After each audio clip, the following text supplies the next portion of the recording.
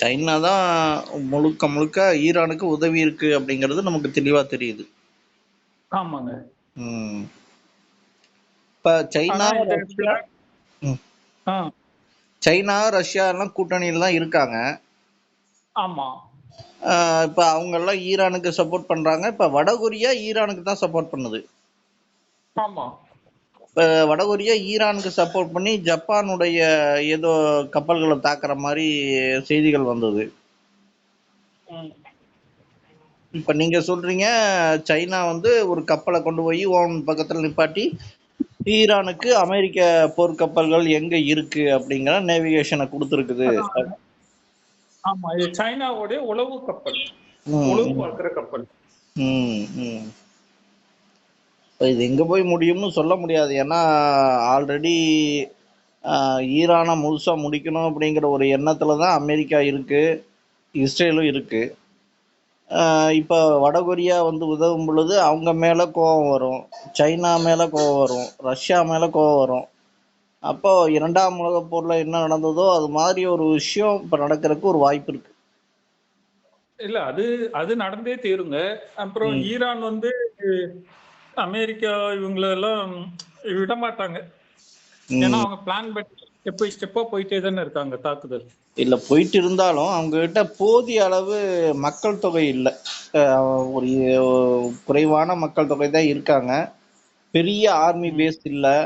அவங்ககிட்ட அணுகுண்டு இருக்கலாம், ஏவுகணைகள் இருக்கலாம். ஆனா இஸ்ரேல் கிட்ட இருக்க மாதிரி ஒரு பெருவாரியான அறிவியல் நுட்பங்கள் இல்லை.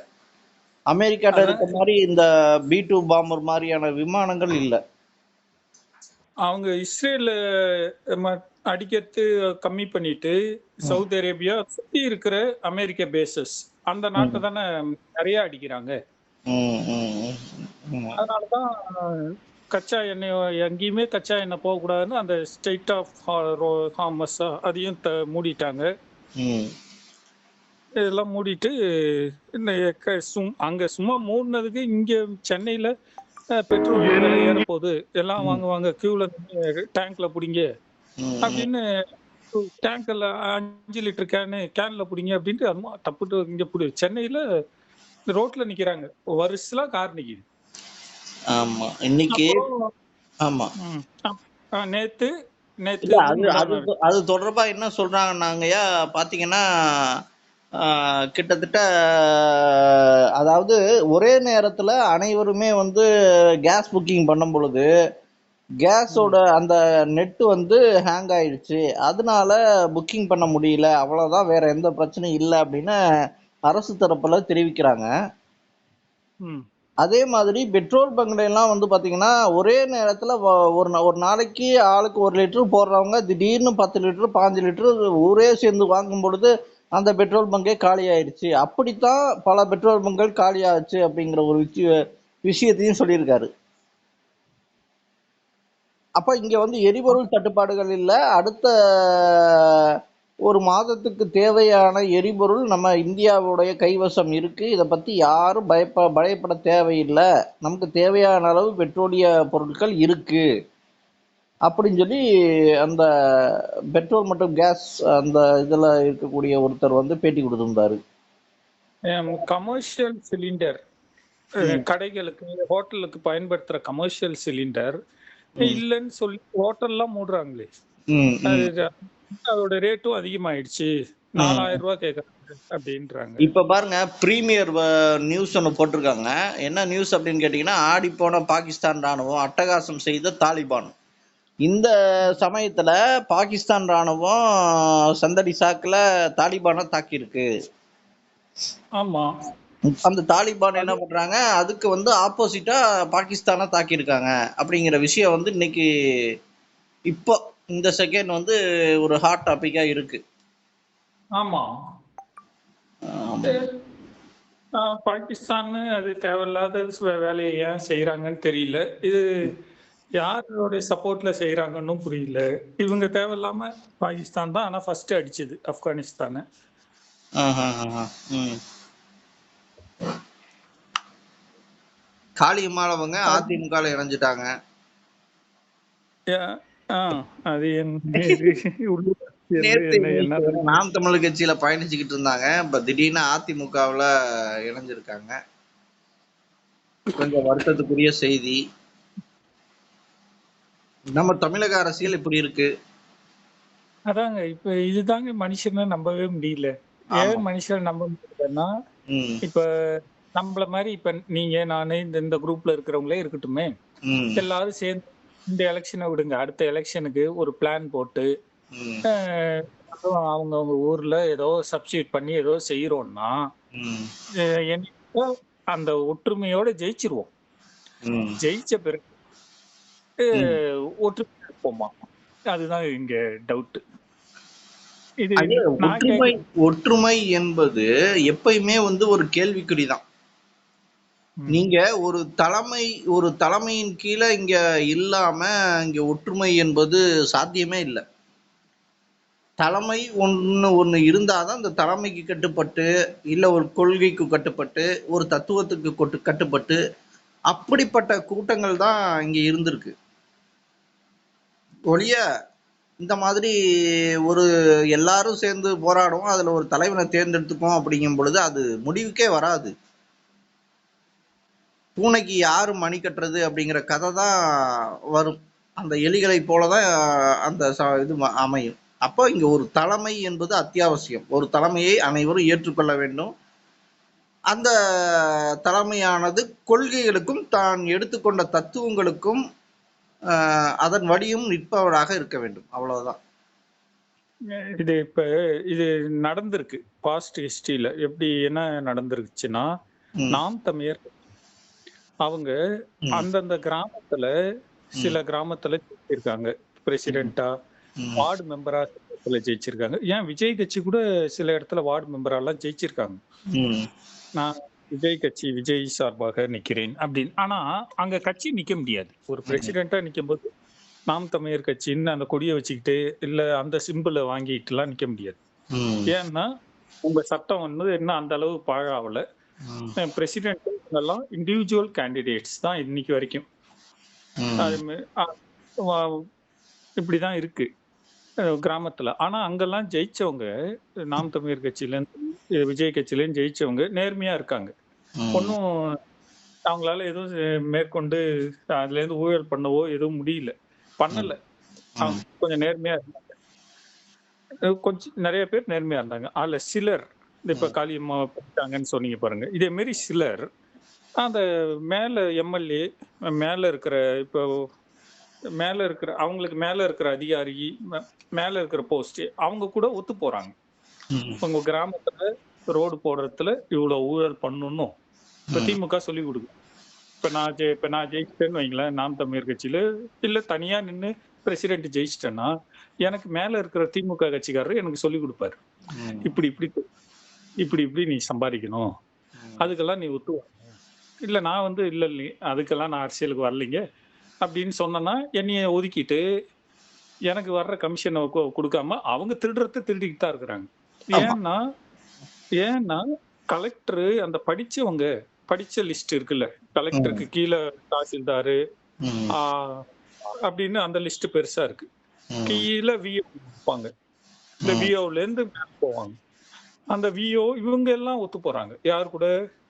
எம்எல்ஏ, திமுக எம்எல்ஏ கூட ஒத்து போயிடுவாங்க. ம். ம். நீங்க போய் கம்ப்ளைண்ட் பண்ணுவீங்க. என்ன ஆக்ஷன் எடுக்க முடியும்? நீங்க மட்டும், நான் மட்டும் இப்ப நேர்மையா இருந்தா. ம். ம். ஸோ இங்க தான் இதாகுது. இதுக்கு சொல்யூஷன் என்னன்னு சொன்னாங்க அந்த நாம் தமிழர் கட்சியிலனா, நாம் தமிழர் கட்சி முழுசா பவருக்கு வரணும். ம். பவருக்கு வந்தா சொல்யூஷன் ஆயிடுவோம். ம். எல்லாரும் ஒற்றுமையா இருந்து செய்வோம் அப்படின்னு சொல்றாங்க. ஆனா நடக்குமா?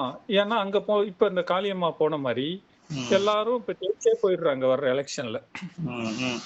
ஆனா எம்எல்ஏஸ் எல்லாம் எனக்கு ஸ்டாலினுடைய சூட்கேஸ் இருந்ததா தான் நல்லா இருக்கும். இல்லன்னா மோடியோடைய சூட்கேஸ் இருந்தா நல்லா இருக்கும்னு போனாங்கன்னா, ம். நாம் தமிழ் படுக்குன்னு, ஏன்னா பெரும்பான்மையை நிர்ணயிக்க முடியாது. ஒரு 20 எம்எல்ஏ அந்த பக்கம் வேலைக்கு போயிட்டாங்கன்னா என்ன பண்ணுவீங்க? ஆமா, கண்டிப்பா. அது அப்படித்தான். வேற வழி இல்ல. எல்லாம் பணத்துக்கு அடிமையாயிடுறாங்க. இல்ல நீங்க சொன்னீங்கல்ல இது மாரி என்னது கொள்கை. நாம் தமிழர் கட்சி கொள்கை எல்லாம் நல்லா தான் இருக்கு. தலைவரும் இருக்காரு சீமானுன்னு. பட் என்ன நடக்குன்னு சொல்ல முடியாது. பணத்துக்கு போயிடுறாங்க. இந்த ஒற்றுமையே பணம்ன்ற ஒரு இல்ல சின்ன இது விஷயம். வந்து இல்ல அது என்னன்னு கேட்டீங்கன்னா, இப்ப பெருவாரியா போறது கிடையாது. இப்ப நாம் தமிழர் கட்சியில இருக்கவங்க பெருவாரியா போறது கிடையாது. ஆனா ஒரு குறிப்பிட்ட ஒரு 2%, 3% தலைமைகளாக இருக்கக்கூடியவர்களை காசு கொடுத்து விலைக்கு வாங்கிறாங்க. இப்ப ஏற்கனவே நம்ம யாரு அருள்மொழி அவரு அப்புறம் கல்யாண சுந்தரம், கோயம்புத்தூர் கல்யாண சுந்தரம், இவங்க எல்லாம் விலை கொடுத்துதான் வாங்கியிருக்காங்க. டிஎம்கேவும் ஏடிஎம்கேவும். அதான் ராஜீவ் ஒருத்தவரா? ஆமா, அது மட்டும் இல்ல. அதுக்கப்புறம் இப்ப காளியம்மாள் அவர்களையும் அதிமுக இணைச்சதுக்கு அவங்க ஒரு பேரம் பேசியிருப்பாங்க. உங்களுக்கு இவ்வளவு அமௌண்ட் தந்துடுறேன், உங்ககிட்ட இவ்வளவு ஓட்டு இருக்கு, இவ்வளவு காசு வாங்கிக்கோங்க, நீங்க சப்போர்ட் பண்ணுங்க அப்படின்னு ஒரு இல்ல எம்எல்ஏ சீட்டு தரேன், எம்பி சீட்டு தரேன், கவுன்சிலர் சீட்டு தரேன் இப்படிங்கிற மாதிரி பேரம் பேசி அந்த பேரத்துக்கு படிஞ்ச உடனே அவங்க ஓட்டு அரசியலுக்காக எடுத்துக்கொள்கிறார்கள். இப்படி விலை போனவர்கள் தான் நம்ம நாம் தமிழ். ஆனா நாம் தமிழர் கட்சியில முக்காவாசி பேர் இருக்கிறாங்க. அத்தனை பேர் முக்காவாசி பேர் பார்த்தீங்கன்னா கொள்கையின் அடிப்படையில் தான் இருக்காங்க. அந்த கொள்கை சரியோ தவறோ, ஆனால் அந்த தத்துவத்தை எடுத்துக்கொண்டு ஒரு மார்க்கமாக அதை எடுத்துக்கொண்டு பயணிக்கிறார்கள். ஆமா. ஆனா அப்படி பயணிக்கிற கூட்டம் தான் ஒரு மிகப்பெரிய அளவுல செங்கோல் ஓச்சியதுங்கிறது நம்ம வரலாறுல இருந்து நமக்கு தெரியுதுங்கய்யா. ஏன்னா நபிகள் நாயகம் ஆரம்பிக்கும் பொழுது வெறும் 40 பேர் தான் அவர் கூட இருந்தாருங்க. இஸ்லாம்ங்கிற ஒரு மார்க்கத்தை உருவாக்கும் போது அந்த 40 பேர் இன்னைக்கு உலகத்திலேயே 2வது மிகப்பெரிய மதம்னு சொன்னோம்னா அது வந்து இஸ்லாம் மார்க்கம் தான். வெறும் 40 பேர் தான் ஆரம்ப காலகட்டத்தில் இருந்தாங்க. அடிகளை வாங்கிட்டு உதைகளை வாங்கிட்டு அந்த மார்க்கத்தை பெருகச் செய்தது அந்த வெறும் 40 பேர். இன்னைக்கு உலகத்துல 2வது மிகப்பெரிய மதம். இங்க கிறிஸ்டின்ஸ் அந்த இது ஆரம்பிக்கும் பொழுது அவர் கூட இருந்தவங்க வெறும் 12 பேரு, இயேசு கூட இருந்தவங்க. ஆனா பிற்காலத்துல இன்னைக்கு உலகத்திலேயே முதலாவதாக அதிகம் பேர் பின்பற்றக்கூடிய மதத்துல ஒரு கிறிஸ்துவ மதம் இருக்கு. அப்படிங்கும்போது இங்க ஒரு தத்துவம் தான் ஒரு மிகப்பெரிய அளவுல விரிவடைய செய்யும். இப்போ விஜய் வந்து இன்னைக்கு ஒரு மிகப்பெரிய செல்வாக்கோட இருக்காருங்கிறது உண்மை. எல்லா பொதுமக்களிடத்திலும், பெண்களிடத்திலும், சிறுவர்களிடத்திலும், காலேஜ் போற பசங்க இடத்திலும் எல்லா இடத்துலயுமே விஜய்க்குன்னு ஒரு மிகப்பெரிய ஒரு சப்போர்ட் இருக்கு.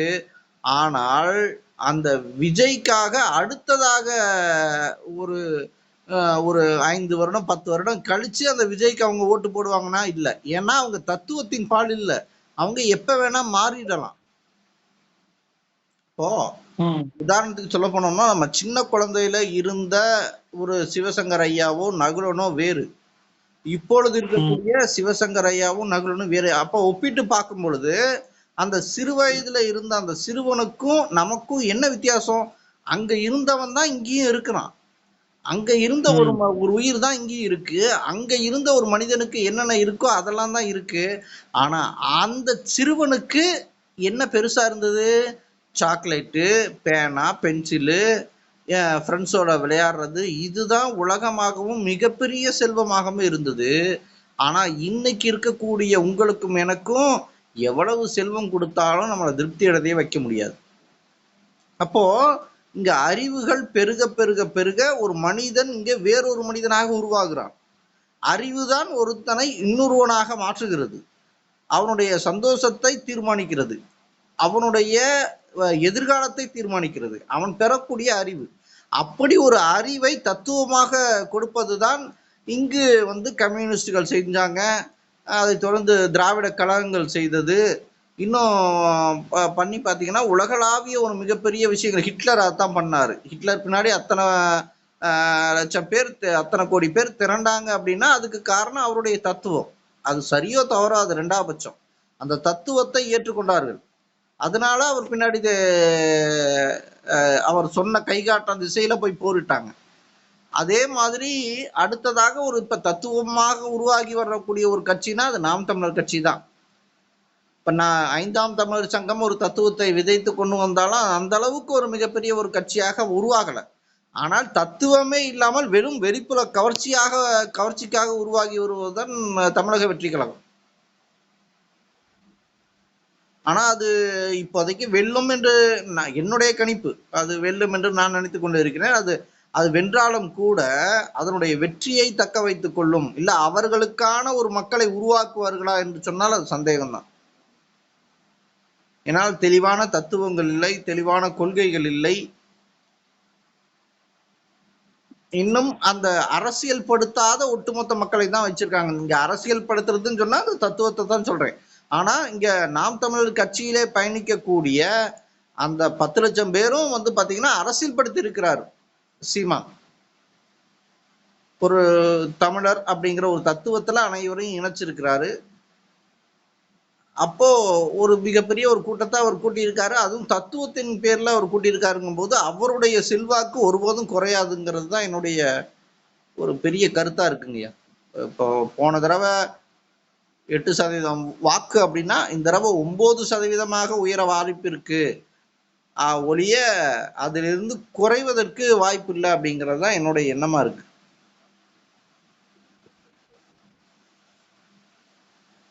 ஆமா ஐயா.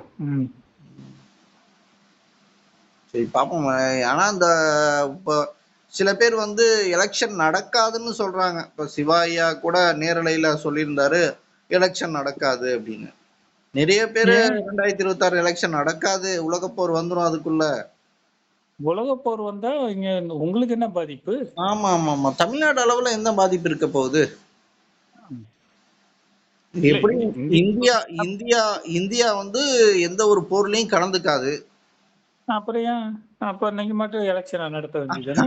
ஆமா, நேரு ஏற்கனவே வந்து பஞ்சசீல கொள்கையை வகுத்து வச்சிருக்காரு. அந்த ஒரு 5 கொள்கை. அதுல வந்து எந்த ஒரு நாட்டுடைய உட்கட்சி பிரச்சனைகள்ல இந்தியா தலையிடாது, அதே மாதிரி இந்தியாவுடைய உட்கட்சி பிரச்சனைகள்ல எந்த நாடும் தலையிடக்கூடாதுங்கிற அக்ரிமெண்ட்ல ஐநா சபையில அப்பவே பண்ணியிருக்காரு. அதன்படி பார்த்தோம்னா எப்படி இப்ப பாருங்க, நம்ம அமெரிக்காவுக்கும் சப்போர்ட் பண்றோம், ரஷ்யாவுக்கும் சப்போர்ட் பண்றோம், ஈரானுக்கும் சப்போர்ட் பண்றோம், இஸ்ரேலுக்கும் சப்போர்ட் பண்றோம். அப்படி ஒரு நடுநிலையோடு ஒரு ஸ்டாண்ட் எடுக்கும் பொழுது இங்க பெரிய போர் அபாயங்கள் இந்தியாவுக்கு ஏற்படாதுங்கும் போது இங்க எலெக்ஷன் நடக்கும் அப்படிங்கறதா என்னுடைய உறுதியான நம்பிக்கை. இன்னும் ஒரு வாரத்துல அறிவிக்க போறாங்க அப்படிங்கிற செய்திகள் கூட வந்தது. அப்படிங்கும்போது இங்க பலரும் எதிர்பார்க்கக்கூடிய அந்த விஷயம் நடக்காது. ஏன்னா எலெக்ஷன் கண்டிப்பாக நடந்தே தீரும். ஒண்ணு. இரண்டாவது, பலரும் வந்து டிஎம்கே வரும் அப்படிங்கிற கருத்து கணிப்புல ரஞ்சித் குமார் தங்கவேல் ஐயா கூட சொல்லியிருந்தாரு டிஎம்கே தான் வரும் அப்படின்னு. ஆனா நான் பேசி பார்த்த வரைக்கும் இங்க டிஎம்கேக்கு உண்டான, ஏன்னா 2வது முறை டிஎம்கே ஆட்சி அமைச்சதாக வரலாறே கிடையாது. ஆமா, ஒரு மிகப்பெரிய ஒரு டிஎம்கே எதிர்ப்பு அலைங்கிறது இப்ப வந்திருக்கிறது உண்மை. இவங்க 5000 ரூபாய் பணம் கொடுத்திருந்தாலும் இங்க மக்களுக்கு கொஞ்சம் விழிப்புணர்வு அதிகமாயிருச்சு. அதனால மறுபடியும் டிஎம்கே வரும் அப்படிங்கிறது ஒரு மிகப்பெரிய கேள்விக்குறிதான். அதே சமயத்துல பிஜேபி கூட கூட்டணி வச்சனால ஏடிஎம்கேவும் வர வாய்ப்பு இல்லை. ஏன்னா பிஜேபிக்கு உண்டான ஒரு எதிர்ப்பு அப்படிங்கிறது ஒட்டுமொத்த மக்கள்கிட்டையும் டிஎம்கே உருவாக்கி வச்சிருக்கு.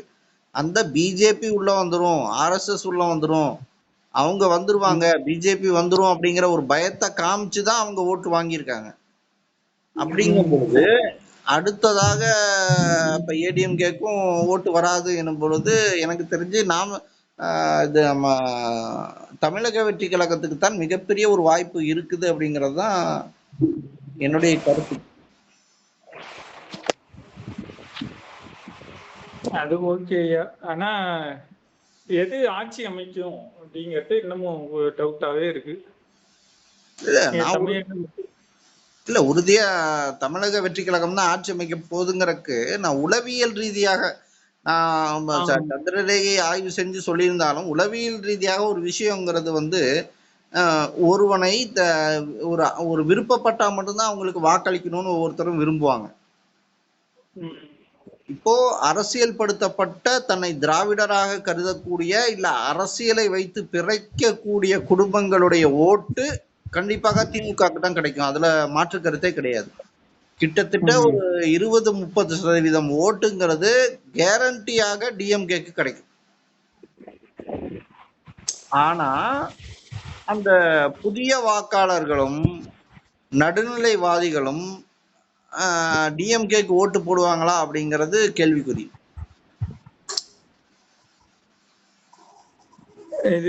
இதுக்கு நடுவுல ஓட்டை பிரிக்கிறதுக்காக ஏகப்பட்ட இது நடக்குதுங்கய்யா. இப்போ ஒண்ணும் இல்ல, இப்ப தமிழக வெற்றி கழகம் வரல அப்படின்னா கண்டிப்பா திமுக தான் ஜெயிக்கும். எப்படின்னு கேட்டீங்கன்னா, ஒரு திமுகவுடைய எதிர்ப்பு ஓட்டுக்களை வந்து நாம் தமிழர் பிரிச்சிரும். திமுகவை பேசி பேசி பேசியே திமுகவுடைய எதிர்ப்பு ஓட்டுக்களை நாம் தமிழர் பெறுவதனால் அந்த ஓட்டுகள் ஏடிஎம்கேக்கு போகாம நாம் தமிழருக்கு பிரியும் பொழுது ஆல்ரெடி டிஎம்கே வந்துருது. போன தேர்தல்ல அதான் நடந்தது. ஆமா, ஏடிஎம்கேக்கு வர வேண்டிய ஓட்டுக்களை நாம் தமிழர் கட்சி பிரிச்சுது. அந்த பிரிச்ச காரணத்தினாலதான் அந்த ஓட்டுகள் அங்க போகாதனாலதான் டிஎம்கே தனித்தன்மையா ஜெயிச்சுது. ஆனா இந்த தேர்தல்ல டிஎம்கே உடைய எதிர்ப்பு ஓட்டுகளும் ஏடிஎம்கே உடைய எதிர்ப்பு ஓட்டுகளும் நாம் தமிழர் கட்சி எதிர்ப்பு ஓட்டுகளும் ஒட்டுமொத்தமா தமிழக வெற்றி கழகத்துக்கு உள்ள வருது. அது மட்டும் இல்லாம நடுநிலை மக்களும் படிக்காத பாமரர்களும் பெண்களும் அரசியல் தெரியாத பெண்களும் நாம் தமிழர் கட்சிக்கு ஓட்டு போடுறதுக்கு முடிவெடுத்திருக்காங்க. அது கண்கூடா நான் பாக்குறேன். ஒரு 50-60 வயது மதிக்கத்தக்க பெண்கள் எல்லாம் செக்கிங்ல வெட்டிட்டு இருக்காங்க, சும்மா பேசிட்டு இருக்காங்க. யாருக்குங்க ஓட்டு போறீங்கன்னு நான் கேட்கறேன். அவங்க சொல்றாங்க, இல்ல நான் வந்து விஜய் அவர்களுக்கு தான் ஓட்டு போடலான் இருக்கேன் இந்த தடவை, அவர் வந்தாவது ஏதாவது நல்லது செய்யட்டுப்பா அப்படிங்கிற மாதிரி கருத்துக்கள் தெரிவிக்கிறாங்க. அதாங்கய்யா, அது ஓகே. என்ன கேட்க வந்தது என்னன்னா, திமுக அதிமுக இதே வந்து இது விஜய் வந்து அதிமுகவுல சேர்ந்தா அதிமுகவுக்கு வெற்றி கிடைக்கும்ல கட்டாயமா? இல்ல இப்ப என்னன்னாங்கய்யா, இப்ப விஜய்க்கு இப்ப இருக்கக்கூடிய விஷயம் என்னன்னு கேட்டீங்கன்னா, இவர்களுடைய எதிர்ப்பாளர்கள்னு ஒருத்தவங்க இருக்காங்க. விஜய்க்குன்னு ஒரு ஓட்டு இருக்கு, யங்ஸ்டர் ஓட்டு, அந்த பெண்களுடைய ஓட்டு, அது வந்து விஜய்க்கு ஆல்ரெடி இருக்கு. இருந்தாலும் இந்த திமுகவுடைய எதிர்ப்பு ஓட்டுகளும் ஏடிஎம்கே உடைய எதிர்ப்பு ஓட்டுகளும் இவர் பெற்றால் மட்டும்தான் இவர் ஒரு தனித்தன்மையா ஜெயிக்க முடியும். இவர் போய் ஏடிஎம்கே கூட அலைன்ஸ் பண்ணிட்டார் அப்படின்னா பிஜேபி எதிர்ப்பு ஓட்டுகளும் அதிமுகவுடைய எதிர்ப்பு ஓட்டுகளும் டிஎம்கேக்கு விழுகக்கூடிய வாய்ப்பு இருக்கு. அப்படி விழுகும் பொழுது ஆல்ரெடி டிஎம்கே 30% வாக்கு இருக்குங்கும் போது இன்னொரு 10% வந்துச்சுன்னா ஆல்ரெடி மறுபடியும் டிஎம்கே வரக்கூடிய வாய்ப்பு இருக்கு இல்லையா? இவர் கூட்டணி போடாம ஏதோ ஒரு கட்சி கூட்டணி போட்டா ஓகே, பிஜேபினா பிஜேபி ஓகே, இல்ல ஏடிஎம்கேனா ஏடிஎம்கே ஓகே. ஆனா இவங்க எல்லாத்துக்கூடையும் கூட்டணி போட்டா அவருடைய அந்த தனித்தன்மையான வாக்குங்கிறது அவருக்கு கிடைக்காது. அவருடைய வாக்கே அவருக்கு கிடைக்காம போகக்கூடிய ஒரு சூழ்நிலைங்கிறது உருவாயிரும் அப்படிங்கிறது என்னுடைய கருத்து. இவருக்கு நான் என்ன எழுதியிருக்காங்க, ஈருறவாக 4 வருடம் விஜயன் என்ற ஒரு அரசன் ஆழ்வார் அப்படிங்கும் பொழுது இவர் கூட ஒரு கட்சி கூட்டணிக்கு வரும் அப்படிங்கிறது தான் நான் இன்னமும் நம்பிட்டு இருக்கேன். அந்த கட்சி எது அப்படிங்கிறது நமக்கு தெரியல. ஏன்னா தேர்தல் நெருங்க நெருங்க பல விஷயங்கள், பல மாறுதல்கள் நடக்கும். கடைசி நேரத்துல பல விஷயங்கள் நடக்கும். அது மாதிரி ஏதோ ஒரு அதிசயங்கள் நடக்கும் அப்படிங்கிறத உறுதியா நம்புறேன். ஆனா நான் இதுவரைக்கும் உறுதியா நம்பிட்டு இருக்கிறது விஜய் தான் ஆட்சி அமைக்க போறாரு. அடுத்து ஒரு 4 வருஷம் 4.5 வருஷம் அதுக்கப்புறம் விஜய் கட்சியும் ஆட்சி இழந்துரும். இம்மாற்ற ரூலர் தான் அடுத்து ஆட்சியிலே அமரப்போகிறார் அப்படிங்கிறது தான் என்னுடைய கணிப்பாக இருக்கு. இறுதி கணிப்பும் அதுதான். ஏன்னா பல கணிப்புகள் பல நம்பிக்கைகள்லாம் அற்று போயிடுச்சு. அறம்பாடி பாடலுடைய அந்த நம்பகத்தன்மைங்கிறது கேள்விக்குறியாயிருச்சு. இன்னும் பலருடைய அந்த நம்பகத்தன்மையும் கேள்விக்குறியாகும் பொழுது இறுதியாக நம்ம எடுத்திருக்கிறது கையில கிடைச்சிருக்க ஒரே ஆயுதம் சந்திரரேகை சொல்ல இருக்கக்கூடிய கணிப்பு தான். அப்ப அந்த சந்திரரேகை கணிப்புல இருந்து தான் நம்ம சொல்றோம். அதுவும் பொய்த்து போயிருச்சு அப்படின்னா இந்த இம்மாற்றல் தேடலை விட்டு முழுமையாக அரசியல்ல மக்களுக்காக சேவை செய்யணும்னு நினைக்கிறோமா, அரசியல்ல ஈடுபடுவது தவிர வேற வழி இல்லை. அதுக்கும் முன்னேற்பாடுகளை நான் திருப்பூர்ல பண்ணி வச்சுட்டேன். ம். பார்ப்போம் அது என்ன நடக்குதுன்னு பார்ப்போம்.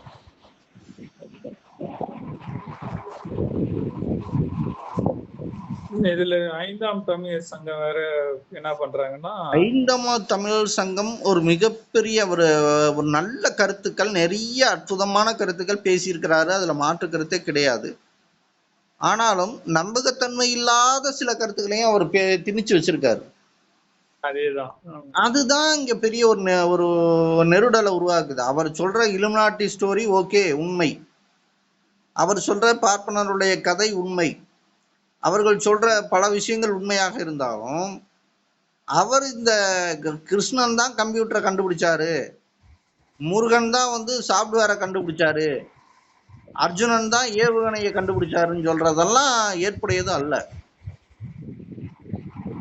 பொதுமக்கள்கிட்ட போய் சொன்னோம்னா சிரிப்பாங்க. இப்போ ஒரு 40-50 வயது மதிக்கத்தக்கவர்கள் இவர்கள் சொல்வதை கேட்டாலும் எதிர்காலத்துல வரக்கூடிய அந்த யங்ஸ்டர்ஸ் எல்லாம் இருக்காங்க பாருங்க, அவங்க எல்லாம் சிரிப்பாங்க. அவங்களுக்கு ஏன்னா அந்த காலத்துல ஏவுகணை கிருஷ்ணர் ஏவுகணை கண்டுபிடிச்சிருந்தார் அப்படின்னா தொல்பொருள் ஆய்வுல எங்கேயாவது ஒரு ஏவுகணை எங்கேயாவது சொருகி அதோட எச்சங்களாவது இந்த தொல்பொருள் ஆய்வுல கிடைச்சிருக்காதா? இல்ல நம்ம கண்ணுக்கு தான் அது புலனாகிற எங்கேயாவது அது பாதிச்சிருக்கிற இடங்களை கூட நம்ம கண்டுபிடிச்சிடலாமே அப்படிங்கிற கேள்வியெல்லாம் வைப்பாங்க. இவரு ஆதி காலத்துல கிட்டத்தட்ட ராமருடைய கிருஷ்ணனுடைய காலம் எவ்வளவுன்னு பாத்தீங்கன்னா ஏறத்தாழ கலியுகம் தோன்றி ஒரு 5000 வருஷம் ஆச்சுன்னா 5000 வருஷத்துக்கு முன்னாடி அது நடந்திருக்குன்னு சொல்றாரு. ஏவுகணைய வந்து அர்ஜுனன் யூஸ் பண்ணாருன்னு சொல்றாரு. கம்ப்யூட்டர் அப்பவே இருந்தது, அதை கண்டுபிடிச்சது கிருஷ்ணருங்கிறாரு. அப்ப கம்ப்யூட்டரோட அந்த எச்சங்கள் கூட இங்க கிடைக்கலையே.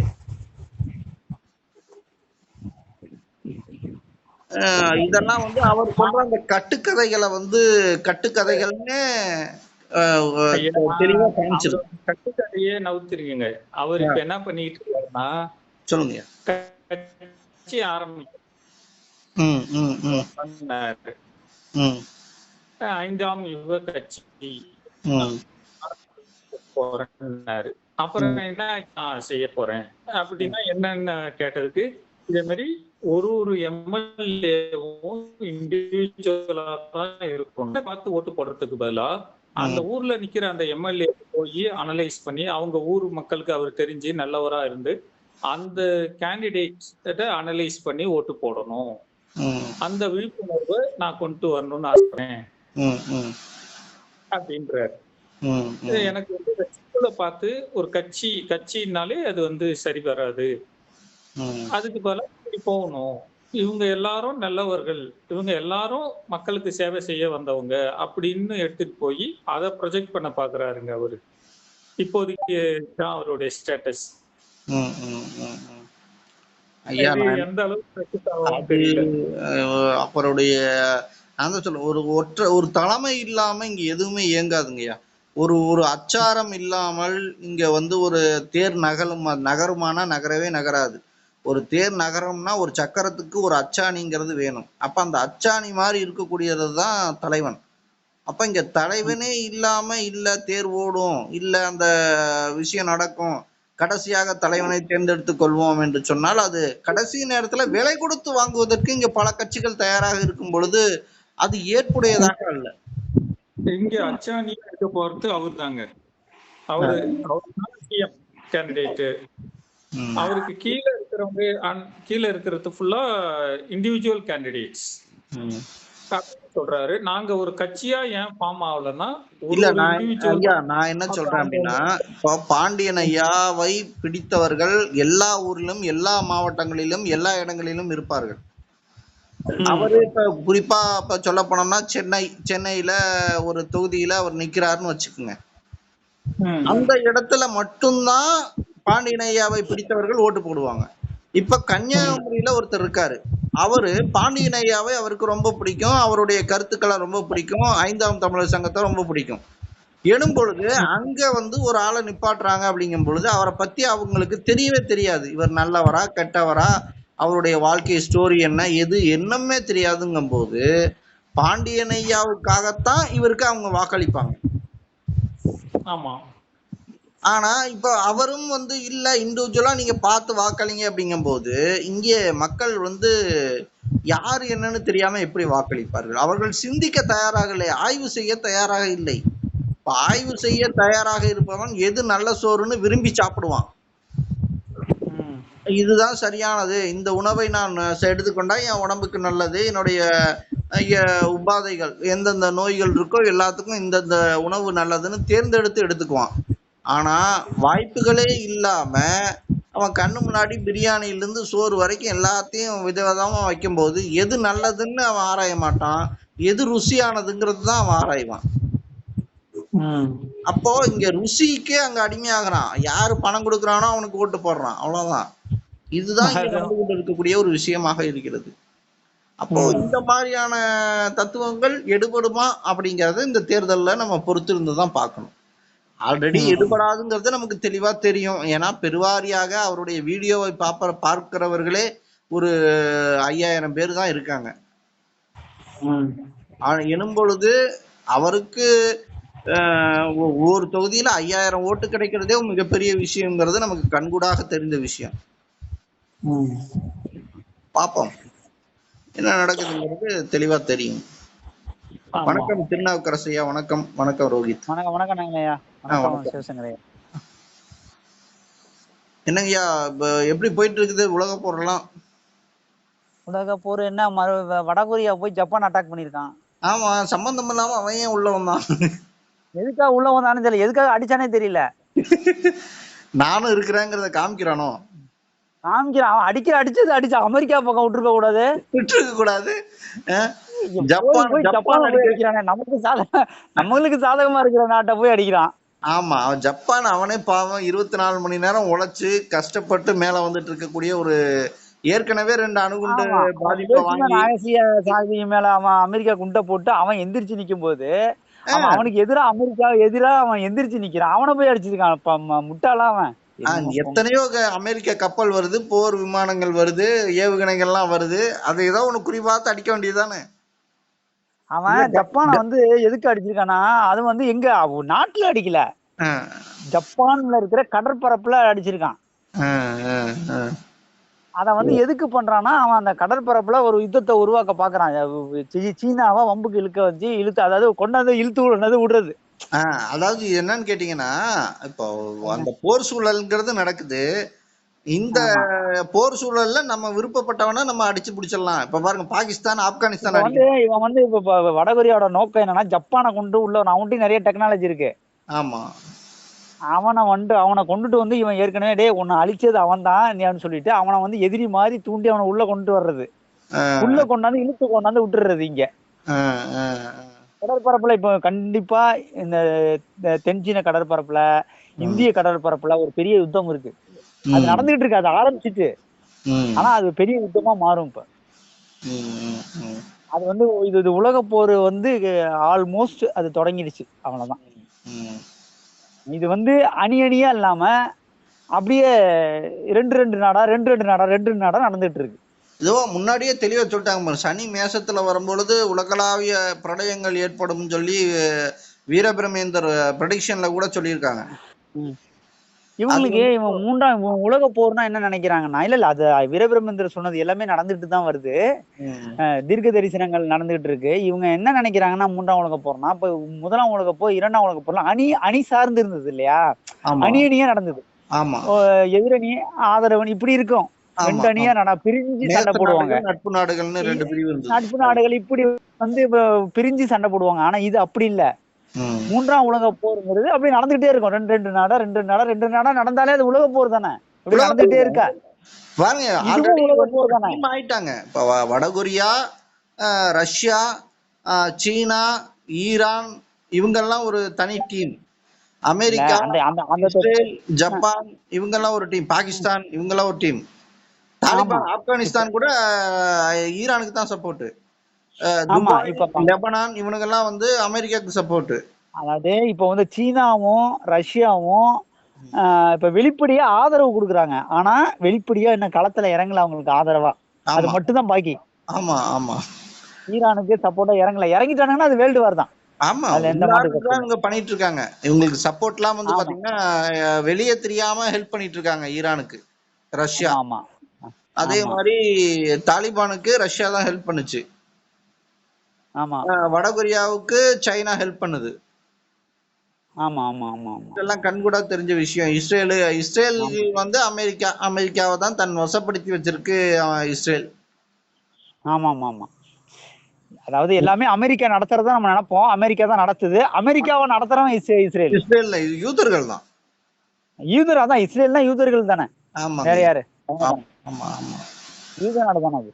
ஆமா. இன்னைக்கு பாருங்க, டாப் ம். டாப் 10ல எந்த துறையில இப்ப எப்படி இந்தியாவுல எல்லா துறையில எடுத்து பாத்தீங்கன்னாலும் டாப் 10க்குள்ள பிராமணன் தான் இருப்பான், பார்ப்பனர் தான் இருப்பான். ஆமா ஆமா ஆமா ஆமா அது மாதிரி இப்ப பாருங்க உலகளாவிய டாப் நெதன்யாக்க 10. இவனுங்க ஏதோ அட்டாக் பண்ணிட்டாங்க. அவன் இருக்கிற பில்டிங் அவன் அட்டாக் பண்ணிட்டான் ஈரான். அத பாண்டியனையர் சொல்லியிருந்தாரு. ஆனா இல்ல இதுக்கு முன்னாடியே வந்துருச்சு நியூஸ். அதாவது கிட்டத்தட்ட ஒரு 4-5 நாளா இது போயிட்டு இருக்கு. நெதன்யாக அட்டாக் பண்ணிட்டான். இவன் வந்து கண்டிப்பா யூதனுக்கு பொறுத்த வரைக்கும் வெளிப்படைத்தன்மை இருக்காது அவன்கிட்ட. அவன் போய் புள்ளிக்கிட்டே இருப்பான். இல்லனா கூட பிளாஸ்டிக் சர்ஜரி அவனுக்காவது பண்ணியாவது நெதன்யாகு மாதிரி காட்டுவானுங்க. அந்த அளவுக்கு கீழ்த்தரமான புத்தி உள்ளவனுவன். இன்னொன்னு வந்து ஒலி உலகத்துக்கு ஏதாவது பண்ணுவானுங்க. ஆமா ஆமா ஆமா வரலாறு அப்படித்தானே இருக்கு. இல்ல முன்கூட்டியே எல்லாத்தையும் நெதன்யாகு கிட்ட பேட்டி எல்லாம் எடுத்துட்டு இவன் செத்துட்டானாக்கா முன்னாடி கூட அவன் பேசுனதெல்லாம் இப்ப பேசுன மாதிரி போட்டு காட்டுவானுங்க. இப்ப ஒரு 10 நாளைக்கு முன்னாடி எல்லாத்தையும் எடுத்துட்டு போனோம் வரிசையா. இப்ப எடுத்த மாதிரி போட்டு காட்டினாலும் காட்டுவானுங்க. ஏன்னா என்னங்க உனக்கு வர்ற தலைவனை வரிசையா அடிச்சுக்கிட்டே இருக்கான் 4-5 தலைவனை. எப்படி விடுவாங்க? எப்படி ஒரு நாடு விடும்? யூதர்கள் என்பதே ஒரு கொடூரமான இனம் தான். ஏன்னா நீங்க பைபிள் படி பார்த்தாலும் இந்த யூதர்கள் அங்கிருந்து எங்க இருந்து வராங்க? ஈரான்ல இருந்து ஒரு 11 லட்சம் பேர் அங்க இருந்து அப்படியே ஆடு மேய்ச்சிக்கிட்டு மாடு மேய்ச்சிக்கிட்டு வரானுங்க. இவங்களுக்கு இறைவன் வந்து ஒரு தேசத்தை கொடுக்கறான்னு சொல்லியிருக்காரு. இங்க வந்து எங்க நம்ம இப்பொழுது இருக்கக்கூடிய இஸ்ரேல்ல இருக்கக்கூடிய இந்த பாலஸ்தீன மக்களை கொன்னுட்டு நீ போய் அந்த நாட்டை புடிச்சுக்கோன்னு இறைவன் சொல்லியிருக்காரு. இறைவன் அப்படியே சொல்லியிருக்காரு. அவனுக்கு கதை எழுதியிருக்கானுங்க அப்படி. இறைவன்கள் சொன்னாராம். இறைவன் என்ன சொன்னாராம்? பாலஸ்தீன இருக்க மக்கள்களை கொன்று ஒரு ஊரைக்குள்ள போய் எல்லாத்தையும் வெட்டி கொன்னு சின்ன குழந்தையில இருந்து வயதான பெண்கள் வரைக்கும் எல்லாத்தையும் கொன்னுட்டு அந்த நாட்டை நீ எடுத்துக்கோ. இப்படி எந்த அது அவங்களுக்கு இருக்கிற ஒரு சைக்கோ யூதர்களுக்கே இருக்கிற சைக்கோ மனநிலைங்கிறது இதுதான் சொல்றேன். அப்போ எவனோ எழுதி வைத்த இந்த கற்பனை கதாபாத்திரங்களை எல்லாம் கற்பனை காவியங்களை எல்லாம் எடுத்துக்கிட்டு இது இறைவன்கிற பேர்ல வந்து ஒப்புமைப்படுத்திக்கிட்டு இவனுங்க பண்ற அந்த அட்டூழியம் இப்ப வரைக்கும் இறைவன் வந்து கொல்ல சொல்லியிருக்காரு. இறைவன் ஒரு கொலையாளிகளுக்கு நான் என்ன சொல்றேன், இந்த இறைவன் வந்து இப்ப நம்ம எல்லாம் வந்து பலி கொடுப்போம், ஆடை வந்து பலி கொடுப்போம், இறைவன் பேர்ல வெட்டிடுவோம். ஆனா சாப்பிடுறது எல்லா சொந்த பந்தங்களும் சேர்ந்து சாப்பிடுவோம். ஆமா, இவனுங்க அந்த சிவப்பு மாடை பலி கொடுக்குறானுங்க. அதை எப்படி பலி கொடுப்பானுங்க தெரியுங்களா? அதை எரிக்கணும். எரிச்சு அந்த சாப்பிட தண்ணியில கலந்து அந்த மசூதி ஃபுல்லா செழிச்சிட்டு வரணும். இதுதான் இவனுக்கு சிவப்பு மாடு பலி கொடுக்கறது. அதான் இது மூட நம்பிக்கை இல்லாம என்னது? உபாயம் இல்லாம இறைவனுக்காக சொல்லி எரிச்சுக்கிட்டு வேஸ்ட் பண்றானுங்க. இவனுங்களை இறைவன் வந்து கொண்டாடுவாரா? இல்ல அத இறைவன் பேர்ல வெட்டி நம்ம பொறுத்த வரைக்கும் இவனுங்க என்ன பண்றானுங்க, அவங்களோட மேசியா வர்றதுக்காக இவனுங்க வந்து இதை பலி எடுக்கணும் அப்படின்றத அவன சம்பிரதாயத்தை முடிச்சுட்டானுங்க. மேசியா அவன் வந்து மேசியா வந்து உண்மையிலேயே கடவுள் வந்து ஜீசஸ் தான் வந்தது. அது உண்மைதான். அது அவர் வந்து ஒரு ஆனா அவனுங்க வந்து ஏத்துக்காததுனால இரண்டாம் வருகையில கண்டிப்பா அவனுங்க ஏத்துப்பானுங்க. அதுக்கு முன்னாடி அந்த இரண்டாம் வருகையில வந்து ஏத்துக்கிறதுக்கு முன்னால இவனுங்க 1.5 லட்சம் பேர் தான் இருப்பானுங்க மிச்சம். ஏன்னா இவனுங்கள்ல இருக்கிற விஷம் உள்ள இனம் தானே அது. முழுக்க சைக்கோ மனநிலையில இருக்கிறவனுங்க எப்படி இருப்பானுங்க? அதுதான் ஈரான் கண்டிப்பா அடிச்சுக்கிட்டே இந்த யுத்தம் நீண்டுச்சு. ஆனா முடிகிற மாதிரி தெரியல. இவனு நினைச்சிட்டு இருக்கானுங்க முடிச்சிடலான்ட்டு. இனி இது முடியாது. யூதர்கள் 1.5 லட்சமா சுருங்குற வரைக்கும் அந்த யுத்தம் நடந்துகிட்டு தான் இருக்கும். ஈரான் வந்து தோக்குற மாதிரி தெரியலாம்.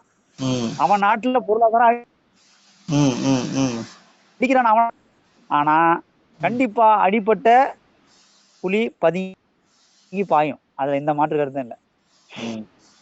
அதுல வந்து திரும்பி பாய்வான். திரும்பியும் ஈரான் இஸ்ரேல் யுத்தம் நடக்கும். பகை தான். தலைவர்களை கொண்டுட்டானுங்க. இது வந்து இருக்க இல்லைங்க, இப்போதைக்கு அது ஓய்ஞ்சிரும். இப்ப நடந்தக்கூடிய அந்த ஈரான் பிரச்சனையே கொஞ்சம் ஓய்வு கொடுப்பாங்க இடையில. ஆமா இப்ப என்ன நடக்கும், ஸ்டாப் ஆமா பண்ணிடுவாங்க. அப்படியே கொஞ்சம் அமைதியா இருக்கும். ஆனா அந்த கனல்ங்கிறது இருந்துகிட்டே இருக்கும். அதாவது இருந்துகிட்டே என்ன தான் இருக்கு, அது சொல்லுவாங்க, இருந்துகிட்டே தமிழ்ல தான் ஒரு இருக்கும். வார்த்தை சொல்லுவாங்க.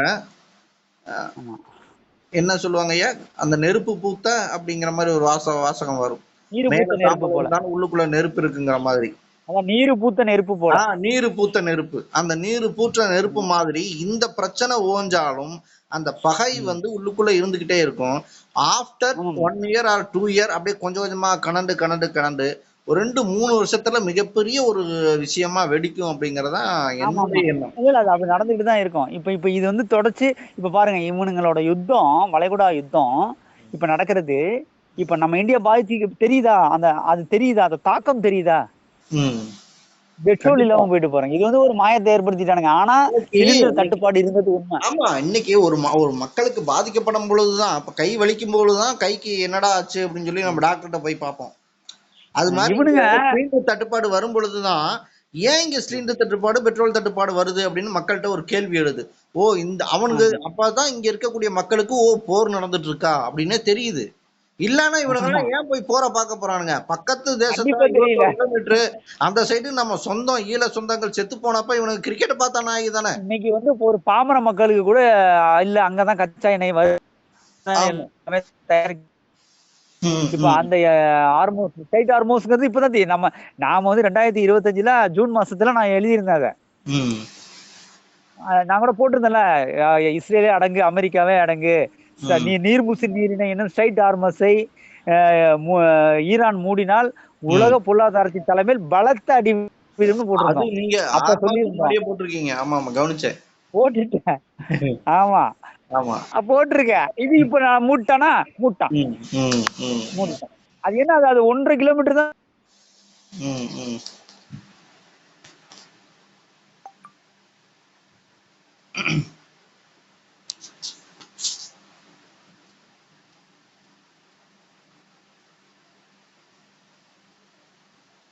எந்திரிக்கிறது ரொம்ப சிரமம். நாம சும்மா சீனை போட்டுட்டு இருக்கான் ட்ரம்ப். இன்னும் ஆமா. 15 நாளைக்கு மேல, இப்ப ஆல்ரெடி 2 நாள் ஆயிட்டு, இன்னும் ம், 13 நாளைக்கு மேல அவன் அமெரிக்காவோட ராணுவ தளபதி சொல்றான், ம், இன்னும் 15 நாளைக்கு மேல நம்மளால யுத்தம் பண்ண முடியாதுன்றான். ம், ட்ரம்ப் மேல அவ்வளவு மக்கள், அமெரிக்க மக்கள் கொதிக்கிறாங்க. ம். ஆமா, எதிர்க்கட்சி. ஆமா இஸ்ரேல் நெதன்யாவுக்கு எதிராக இஸ்ரேல் மக்கள் போராடி கொண்டு இருக்கிறார்கள். ஆமா ம், நிச்சயமா இந்த எதிர்க்கட்சி தலைவர்கள் எல்லாமே வந்து பாராளுமன்றத்துல நிறைய எதிர்ப்பு கிளம்புது ட்ரம்புக்கு. ம். ஆமா. அது இல்லாம திரும்ப இது ஈரானுக்கு எதிராக யுத்தம் பண்ண மாட்டோம்னு சொல்ற ராணுவ தளபதிகள்லாம் கொடுமைப்படுத்துறானுங்க, வன்கொடுமை பண்றானுங்க, கதவுக்கு இடையில வச்சு கையை உடைக்கிறானுங்க. ஒரு அமெரிக்காவுல பெண்ணை ஒருத்தன் கேக்குறான், ஒரு ராணுவ தளபதி ஒருத்தன் கேக்குறான், பொது சபையில கேக்குறான், நம்ம ஏன் போய் அவங்களுக்கு உதவணும், அத்தனை பேரை நம்ம ஏன் கொல்லணும், இவ்வளவு காசு செலவு பண்ணி ஈரானை ஏன் அட்டாக் பண்ணணும்னு சொல்லி கேள்வி கேட்கறான். அவனை அப்படியே அடிச்சு வெளியே தள்ளி கூட்டிட்டு போறாங்க. அது வீடியோ எடுத்து வெளியிட்டு இருக்காங்க. அதான் ஒரு பெண்ணுன்னு கூட பார்க்காம அவளை அடிச்சு பின்னாடி விலங்க போட்டுறானுங்க. பெண் ராணுவத்துல உள்ள அதிகாரிய, அமெரிக்க அதிகாரிய அவளை போட்டு போட்டுறானுங்க, பின்னாடி வச்சு பின்னாடி கையை வச்சு விலங்க போட்டுறானுங்க. மனசாட்சிங்கிறதே இல்லாம பண்ணிட்டு இருக்காங்க ஐயா. ஒரு ஈரான்ல ஒரு எலிமெண்டரி ஸ்கூல்ல பாம போட்டு 175 பேர் குழந்தைங்க இறந்துருக்கு. அத போய் ட்ரம்ப்கிட்ட போய் கேள்வி கேட்கறாங்க, என்னங்கய்யா நீங்க போட்ட ஏவுகணையில 175 குழந்தைங்க இறந்துருக்கு, என்னையா அது விஷயம்னு கேட்கும்போது ட்ரம்ப் சொல்றாரு, அது நாங்க போட்ட ஏவுகணை இல்ல, ஈரான் போட்ட ஏவுகணை அவங்க தேசத்திலேயே விழுந்துருச்சு. ஆமா, அப்படிங்கும்போது அமெரிக்க ஊடகங்கள் என்ன பண்ணுது, அந்த விழுந்த அந்த ஏவுகணைய அந்த வீடியோவை போட்டோ பண்ணி ஜூம் பண்ணி விழுந்தது அமெரிக்க ஏவுகணை தான் அப்படிங்கறத நிரூபிச்சிருக்குது. அதுக்கு பதிலே இல்ல ட்ரம்ப் கிட்ட இருந்து. வராது. உண்மை வெளிக்கொண்டு விட்டது மக்கள். அதனால அவங்களுக்கு எல்லாருக்கும் தெரியுது, தேவையில்லாம 175 குழந்தைகளை வேணும்னே கொண்டிருக்கானுங்க. ஆமா, வேணும்னு கொண்டிருக்கானுங்க பாருங்க. நான் என்ன சொல்றேன், இப்ப கமேனி கொல்ல வேண்டிய அவசியம் என்ன? 175 பேர் குழந்தைகளை கொல்ல வேண்டிய அவசியம் என்னன்னா, இது நம்ம ஊர்ல நடந்திருந்தா என்னங்க நம்ம பண்ணிருப்போம்? நம்ம கிளர்ந்து எழுவுமா? நம்மளால சும்மா இருக்க முடியுமா? அப்ப அது மாதிரி ஈரான் மக்களை ஒட்டு மொத்தமா கிளர்ந்துல வைக்க வேண்டியதுதான் இவங்களோட வேலை. கிளந்தலை வச்சு ஆமா அவங்ககிட்ட இருந்து அணுகுண்டோ ஏதோ ஒண்ணு இவங்க கிட்ட வந்து அட்டாக் பண்ணணும், ஒட்டுமொத்த ஈரானையும் அழிச்சிடணுங்கிறதான் இவங்களோட அவங்க வேலை வெறியாவே அதுதான் செய்யறாங்க. வெறியாவே இருக்கு. இது சர்வதேச போர்க்குற்றம் அது அவங்க பண்ணது, ஆமா ஆமா ஈரானுக்கு பண்ணது. ஆமா இல்ல இவன் நான் என்ன சொல்றேன், ஈரான் வந்து அவங்க தலைவரை அழிச்சிட்டு இருக்கானுங்கல்ல, இவனுங்க ஆமா. எதிர்த்து யுத்தம் பண்றாங்க. இவன் ம். ட்ரம்ப போட்டுட்டு நெதன்யாகு போட்டுற வேண்டியதானே, இதுல என்ன இருக்கு? அதுதான் சொல்றேன். ம். என் தலைவனை நீ கொன்ன ம். கொன்ன இல்ல நான் அது கொன்னேன். என்னங்கய்யா, இப்ப ட்ரம்ப் இருக்கிற இவன் நல்ல பகுதிகள் வாய்ப்பு. அவன் இப்போ ஈரானுக்கு ஒரு விஷயம் புரிய மாட்டேங்குது, இல்ல இப்ப இதுதான் நல்ல டைம். நெதன்யாகவும் சரி ட்ரம்பும் சரி அயன்டு மாதிரியான அந்த தடுப்பு ஏவுகணைகள் இருக்கிற அந்த பகுதிகளில் இருக்கிறாங்க அப்படிங்கும்போது அவங்கள அவ்வளவு சீக்கிரம் அட்டாக் பண்ண முடியாது. முடியலதான். ஆனா ஈரான்ல வந்து அயன்டோம மீறியும் விழுது. கொத்து குண்டுகள் தாக்குதல் பண்ணிருக்காங்க. அது மிகப்பெரிய இல்ல பேரழிவுகளை இங்க பாருங்க, ஏற்படுத்தல, அழிவுகளை டெல் அவிவ் நகர் ஏற்படுத்திருக்கு. ஒரு ஏன் ஏவுகணை வந்து தலைநகர், தாக்குனா எந்த அழிவு ஏற்படுமோ அந்த அழிவுக்கு இந்த கொத்து குண்டுகள் பாதிப்பை ஏற்படுத்தல. ஏங்க அந்த இஸ்ரேலோட ம். தலைநகரம் டெல் அவிவ் சிட்டி, ம். அது பத்தி எரியுது. ஆமா அந்த அளவுக்கு அடிக்கிறான், கெஞ்சிறான், கதறான் எல்லாம். ஈரானே நிறுத்து, ஸ்டாப்பார்னு சொல்லிட்டு இருக்கான். ப்ளீஸ் ஸ்டாப் வார் ஈரான்னு சொல்லிட்டு அவன் சொல்லிட்டு இருக்கானுங்க. மக்கள் சொல்றதான் ஒரு அரசு கேட்கணும். ஆனா இஸ்ரேல் அரசு கேட்க மாட்டேங்குது. இவன் இப்போ கேட்டா நான் தான் எல்லாமே அடிக்கிறேன்னு நினைச்சிட்டு இருக்கான். வின் பண்றான். அடுத்த கட்டமா என்ன பண்ணிருக்கான் பாருங்க, ஜெருசலேம்ல ஈரான் அடிக்கிற அந்த விஷயத்த வந்து இங்க வந்து நியூஸ்ல காமிக்கிறான். இப்போ இத வந்து பார்த்து கொண்டு இருக்க உலகளாவிய கிறிஸ்தவர்கள் என்ன நினைப்பாங்க, ஆகா இயேசு வாழ்ந்த அந்த ஒரு நிலத்துல குண்டை போடுதே, அப்ப ஈரான் கெட்டவன் அப்படிங்கிற ஒரு பிம்பத்தை இங்க கட்டமைக்கிறாங்க. இவனே போடுவான். ஆமா, அமெரிக்காரனே போடுவான், இஸ்ரேலே போடுவான். இவன் தான் போடுறான். போட்டுட்டு உலகளாவிய கிறிஸ்தவர்கள், ஏன்னா அவங்கதான் உலகிலே வந்து முதலாவது அதிகமாக இருக்கக்கூடிய ஒரு மிகப்பெரிய மதம்.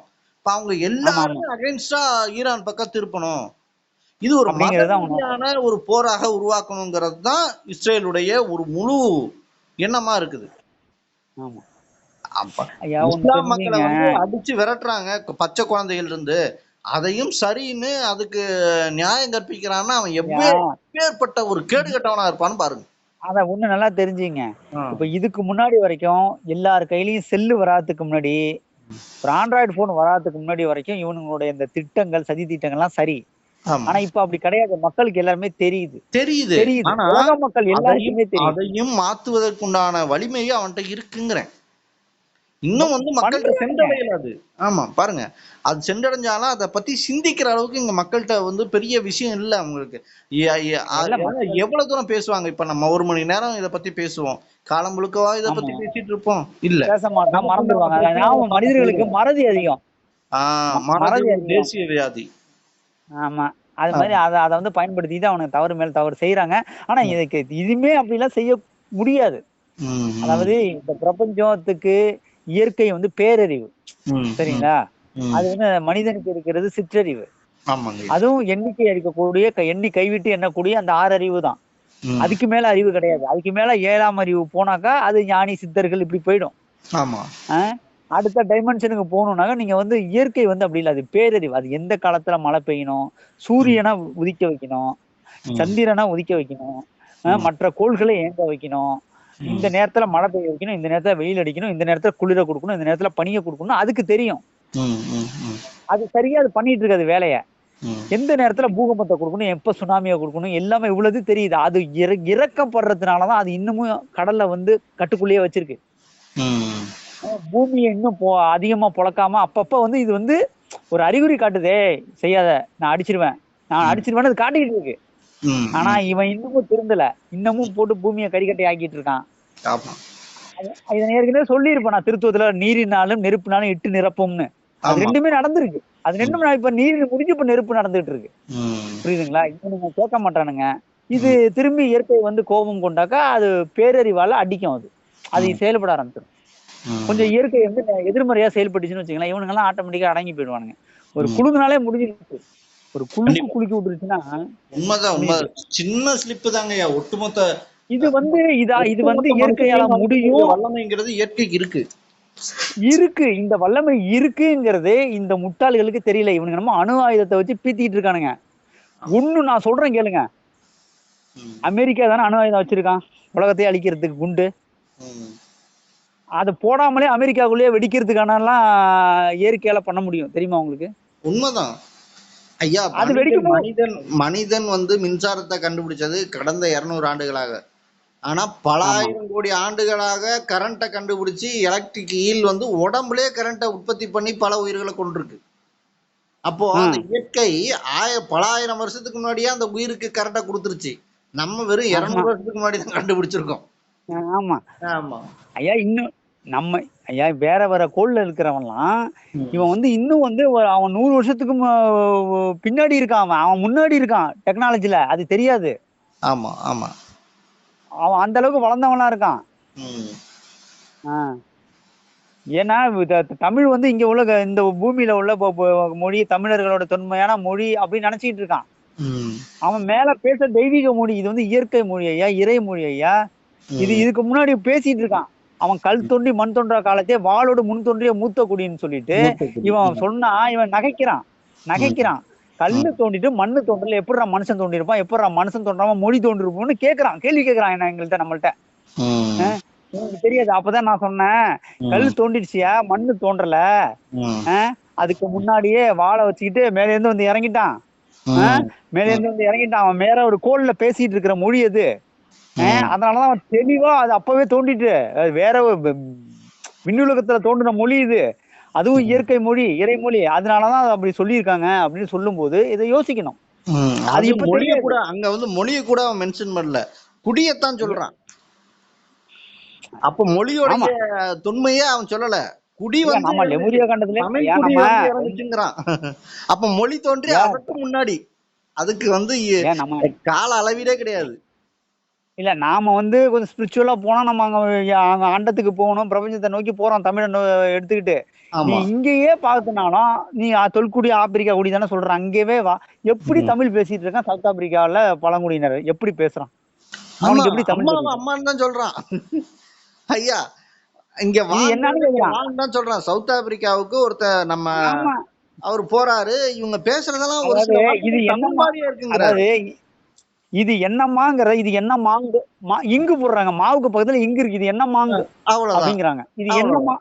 இது என்னம்மான்ட்டு ஐயா அதை ஒண்ணும் இல்ல. தட்டாம் போது ரெண்டு பசங்க பிடிக்கிறானுங்க. வடகொரியா சவுத் ஆப்பிரிக்கா பசங்க, இதை புடி தென்கொரியாவுல. புடி, அதை புடி புடிங்கிறான், அதை புடி புடிங்கிறான், அதை ஆ, புடி ஆ, அதை புடி அப்படி. ஆமா ஆமா ஆமா அது ஆமா. என்ன வார்த்தை அது? எல்லாம் தமிழ் அப்ப தான். இல்ல, அப்ப அப்ப அந்த இனம் வந்து பழங்குடி இனம், தொன்மையான ஆமா இனம், உலகத்தை அதான் வந்து சயின்டிபிக்கா நிரூபிச்சுட்டானுங்க. ஆமா இப்ப அவன் தமிழ் பேசுறாங்க போது, இப்ப ஆமா இந்த தமிழ் இங்க பேசுறவங்க போது, அப்ப எவ்வளவு தொன்மையான மொழி பாருங்க அது. ஆமா ஆமா. அதுலயே புடிச்சிச்சு, நீ உலகத்துல முதல் இனம் தமிழ் இனம் கிடையாது, இல்ல ஆப்பிரிக்கன்ஸ் தான் அழகா. முதல் இனம்னு சொன்னா, ம். அந்த பழங்குடி தமிழ் பேசுறானே, அப்ப அந்த மொழியும் பழமையா போயிடுதுல உங்களுக்கு. ஆமா ஆமா டெஃபினட்டா. முடிஞ்சிருச்சு. ஒரிசா பாலு ஐயா பல இவனுங்க ஆதாரங்களை அடுக்கி சொன்னா புரிய வச்சிருந்தாரு. போறது இல்ல. ம். இவனுங்க இப்படிதான் கத்திட்டு கிடப்பானுங்க. ம். ம். இவங்க வடக்க உள்ளவனும் இந்திய கொண்டாந்து நம்மளை காலி பண்றது பாப்பானுங்க. எதுவும் நடக்காது. ஆனா தமிழை அழிக்க முடியும். தமிழை தொட்டாக்க சித்தர்கள் சும்மா விட மாட்டாங்க. ஆமா வடக்கே இருந்து சித்தர்கள்லாம் வந்து தமிழை கத்துக்கிட்டு பாடல் எழுதி வச்சுட்டு போயிருக்கானா, அவன் என்ன சும்மா எழுதி வச்சுட்டு போயிருக்காங்க. என்ன போகர் வந்து ஒரு சீனாவுல இருந்து வந்தவராம். போகர் சீனால வந்து வந்தவரு. ஆமா இவரு கோரக்கர் வந்து இங்க ஆளு கிடையவே கிடையாது. ஆமா. கோரக்கர் கோரக்கர் நம்ம தமிழ்நாட்டுல ஜீவசமாதி ஆயிருக்காரு. வடக்க இருந்து வந்தவர். சந்திரரை கோரக்பூர்னு அவருக்கு ஊரே இருக்கு. ஒரு ஊர் பேரு ஆமா, கோரக்பூர். அவர் பேர்ல கோரக்பூர் அவர் பேர்ல உள்ளதுதான். அங்கெல்லாம் வந்து ஆமா, இந்தியிலயோ சமஸ்கிருதத்திலயோ எதுவும் எழுதல. தமிழ்ல தான் தமிழ்ல எழுதியிருக்காரு. இன்னொரு பதஞ்சலி, ஐயா பதஞ்சலி யாரு? ஆமா வடக்கு அவரு தமிழ்ல, தமிழ்ல இங்க தான் தமிழ்ல பாட்டு எழுதியிருக்காரு. எழுதி, ஆமா ஐயா தமிழ்ல பாட்டு எழுதியிருக்காரு அவரு. ஆமா ஆமா ஐயா மேக்சிமம் 18 சித்தர்ல பாதி பேர் வடக்கே இருந்து வந்தவங்க தான். ஆமா. வான்மீகர் யாரு? வான்மீகர்னு சொல்றாங்கல்ல, வான்மீக 18 சித்தர்ல வான்மீகர் சொல்றாங்கல்ல, ம். அவர் யார் தெரியுமா? ஆமா சொல்லுங்க. வான்மீகருங்கிறாங்கல்ல, ஆ. அந்த வான்மீகரும் வால்மீகியும் வேற வேற இல்ல. ராமாயணம் எழுதின வால்மீகி தான் வான்மீகர். ஆ. அதே மாதிரி அவரு ராமதேவரும் தமிழ் கிடையாது. சமஸ்கிருதத்துல, ராமதேவர் சமஸ்கிருதத்துல ம். எது யாரு? ராமதேவரும் தமிழால் கிடையாது தானே. ராமதேவர் மதுரை. ராமதேவர் வந்து அழகர் மலையில இருக்கிறாரு. அவரு இங்க திரையாள் மலை இல்ல, அவரு இங்க உள்ளவர் தானே. ஆனா அவரு வந்து அரபு தேசத்துக்கு போனாரு. ஓஹோ. யாக்கோபு சித்தர்னு அங்க பேர் எடுத்தாரு. அவர் அங்கிருந்து வந்தவர் தான் சொல்றாங்க. இல்ல, அங்க போனாரு, இங்க இருந்து அங்க போனாரு, வரலாறு இருக்கு. ஓ, சரி சரி. அது இங்க இருந்து அங்க போன ராமதேவர் இங்கத்தி ஆளுதான். அவர் அங்க போய் அது யாக்கோபு சித்தர்ன்ற பேர்ல திரும்பி வந்தாரு இங்க. ஓ, சரி சரி சரி. ஆமா, அங்க போய் சிஷியர்களுக்கு கத்து கொடுத்து அவர் இஸ்லாமியரா மாறினாரு அங்க. ம் ம் ம். ஏன்னா அவங்களுக்கு இனத்தை வந்து எப்பவுமே ஒரு இனம் வந்து அங்க போச்சுன்னா அவங்க இனமா மாறினாதான் ஏத்துப்பாங்க. சோ ஆமா அந்த அவங்களோட இனமா மாறி அந்த யுனானி எல்லாம் சொல்றாங்கல்ல, ஆமா ஆமா. அந்த ஆயுர்வேதம், யுனானி யுனானி. மருத்துவத்தை இவரு இததான் அங்க அந்த மண்ணுக்கு யுனானி கத்து கொடுத்துட்டு வந்தவர் யாக்கோபு சித்தர் தான், ம் ராமதேவர் தான் ம். அரபு தேசத்துக்கு. அதனால கொடை உலகிற்கே ஆமாமாம், உலகிற்கே கொடை கொடுத்தது தமிழ் தெரியாதம இனம் தான். ஆமாமா. ம். கொடுத்தது தான். இங்க இருந்து எடுத்துட்டு போய் அங்க கொடுத்தாரு, ஆ, ம். அவ்வளவுதான். நம்ம இங்க இருந்து எடுத்துட்டு போதிதர்மர் போனாரு, எல்லாத்தையும் அங்க போதிதர்மர் கொடுத்தாரு, வந்து மக்களுக்கு கொடுத்தாரு. வர்மக்கலையையும் நம்ம குங்ஃபூவையும் இந்தியாவுக்கும் கற்றுக் அவரு கொடுத்தாங்க. பரதகண்டத்தையும் அவருக்கு நல்லது பண்ணிட்டு போனாரு, அங்க சீன தேசத்தையும் நல்லா வாழ வச்சாரு. இன்னைக்கு ஆமா சீன தேசம் நல்லா இருக்குன்னா அது போகர் போட்ட விதை. ஆமா. ஆமா, அங்க வந்து அவர் பேர் போயாங்ன்ற போயாங். பேர். போயாங். போயாங், ஆமா போயாங் அது அவர் அவருக்கு பேர் அங்க அங்க. சிலை இருக்கு. ஒண்ணும் இல்ல, இப்போ நம்ம சீனாவுடைய ஜனாதிபதி யாருங்க அவரு? அவர் வந்து இங்க இந்தியா வந்திருந்தப்ப கூட Xi Jinping. G Xi Jinping Jinping வந்து இங்க மோடி கூட வந்து மாமல்லபுரத்துல தான் வந்து பார்த்தாரு. அது காரணம் என்னன்னா, இங்க பல்லவ தேசத்துல இருந்து தான் போகர் இவரு இல்ல, போயிருக்காரு. பல்லவர்கள் வந்து சீனர்களோட வியாபார தொடர்பு அதிகம் கொண்டிருந்தாங்க. ஆஹ் அவங்க இன்னும் போதிதர்மர் போனீங்கன்னா சோழர்களோடயும் தொடர்பு கொண்டிருக்காங்க. அது சோழர்கள் போதிதர்மர் வரலாறு வந்து படிக்கும் போது சீனர்கள் தொடர்பு கொண்டது தெரியும். போதிதர்மர் ஒரு பல்லவ இளவரசர். ஆமா, அதனாலதான் வந்து அவர் இங்க வந்து இந்த இங்க பாரசீகம் மாமல்லபுரத்தை பார்க்கிறார். பாரசீகம் ரொம்ப தொடர்புல இருக்கு. ஆமா, பாரசீகம்னு எது தெரியுமா? இன்னைக்கு இருக்கிற ஈரான் தான் பாரசீகம். ஈரான் தான் பாரசீகம். ஆமா, ஐயா பிரின்ஸ் கேக்குதா? ஆஃப் பெர்சியான்னு சொல்றாங்க. பெர்சியானா வேற எதுவுமே ஏதோ இல்ல, அதான். ஏதோ நெட்வொர்க் ப்ராப்ளம். ஆமா. ஏன் விட்டு விட்டு கேக்குது? சரி சரிங்க, அது கொஞ்சம் இணைய தொடர்பு கொஞ்சம் விட்டு விட்டு கேட்கும்.